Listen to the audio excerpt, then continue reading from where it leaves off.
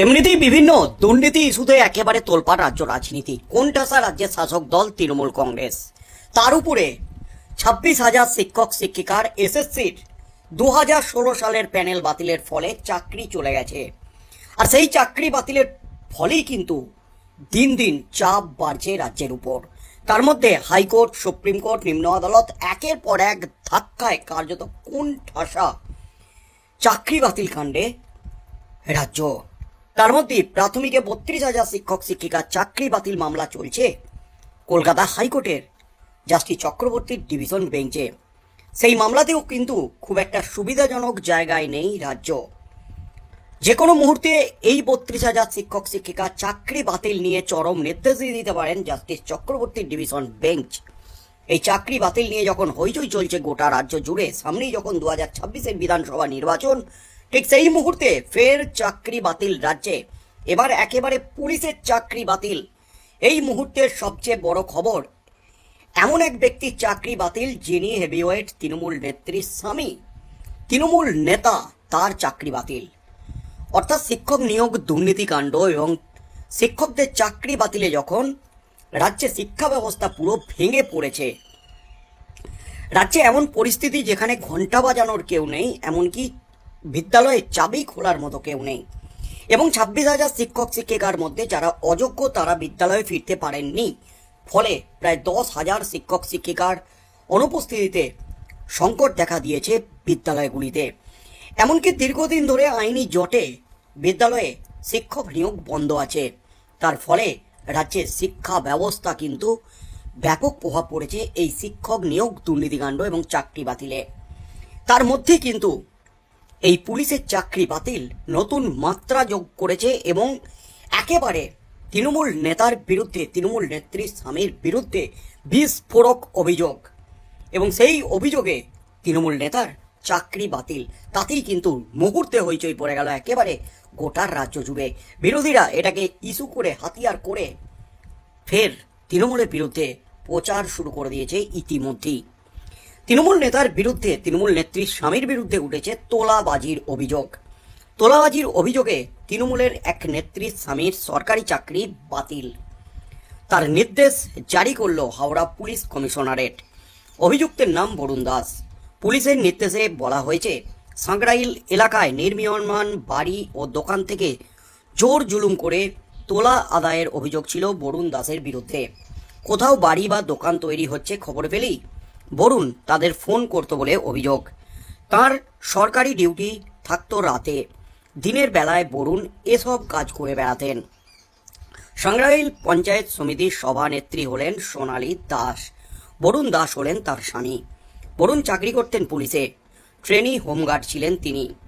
তাকে চাকরি থেকে অবিলম্বে এবং পাকাপাকিভাবে বরখাস্ত করার নির্দেশ দিয়ে হাওড়া পুলিশ কমিশনারেটের বিজ্ঞপ্তিতে বলা হয়েছে, রাতে এলাকার ধর্মীয় স্থানগুলি পাহারা দেওয়ার কাজ ছিল বরুণের। কিন্তু সেই স্পর্শকাতর কাজেও ফাঁকি দিতেন বরুণ। কদিন আগে বরুণের কয়েকটি ভিডিও সমাজ মাধ্যমে ভাইরাল হয়। তাতে দেখা যায় একটি নির্মীয়মান বাড়ির সামনে মোটর সাইকেলে চেপে বসে আছে বরুণ। যার জমিতে নির্মাণের কাজ চলছে সেখানে ইনিয়ে বিনিয়ে তর্ক জুড়েছেন তিনি। পুলিশ সূত্রে বলা হচ্ছে, বরুণের বিরুদ্ধে ধারাবাহিকভাবে তোলাবাজির অভিযোগ আসছিল। সেই খবর পুলিশের ঊর্ধ্বতন কর্তাদের কাছেও যায়। তারপরই কমিশনারেট থেকে নির্দেশ জারি করে এদিন সাঁকরাইল থানায় পাঠিয়ে দেওয়া হয়। পর্যবেক্ষকদের মতে গোটা ব্যাপারটা ছবির মতো পরিষ্কার। স্ত্রী পঞ্চায়েত সমিতির সভাপতি, হেভিওয়েট তৃণমূল নেত্রী, তার মানে হতে পারে বকলমে এলাকায় বরুণই ছড়ি ঘোরাতেন। শাসক দলের নেত্রীর স্বামী হওয়ার সুবাদে সুযোগ নিতেন, দাদাগিরি করতেন। পুলিশ যে এসব ব্যাপারে দ্রুত পদক্ষেপ করছে সেটা ইতিবাচক।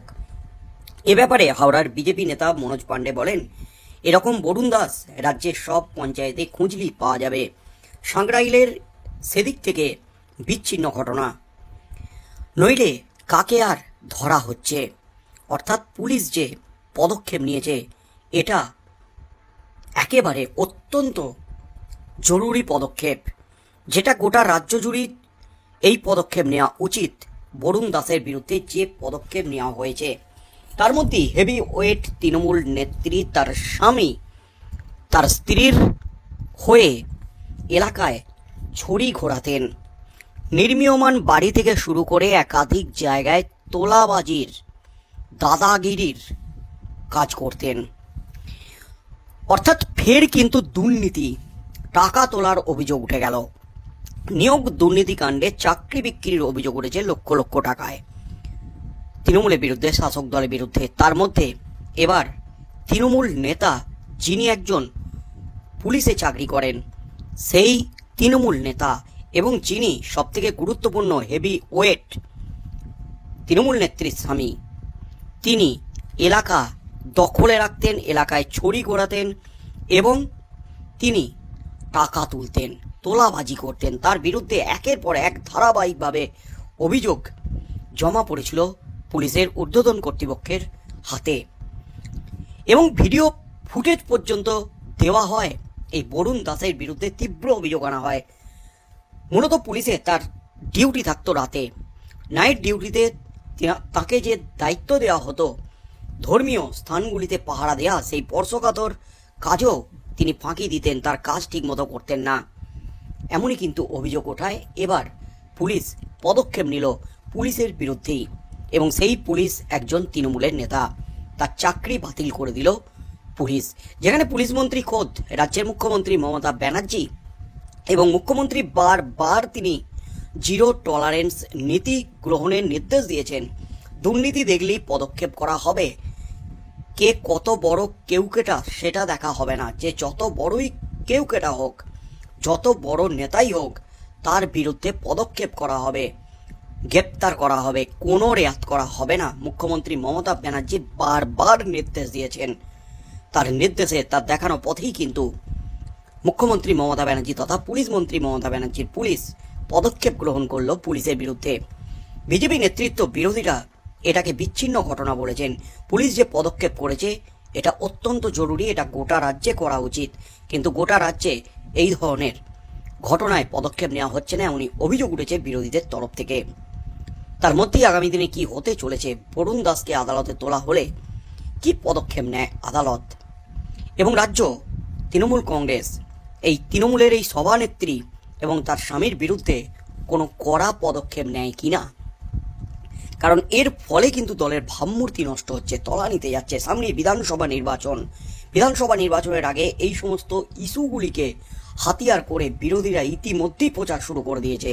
তাই শেষ পর্যন্ত রাজ্যের মুখ্যমন্ত্রী তথা Trinamool supremo Mamata Banerjee, second in command Abhishek Banerjee দলের ভাবমূর্তি বজায় রাখতে বিধানসভা ভোটের আগে এই সমস্ত তোলাবাজ, চিটিংবাজ নেতা নেত্রীদের বিরুদ্ধে কি পদক্ষেপ নেন সেদিকেই চোখ থাকবে গোটা রাজ্যের।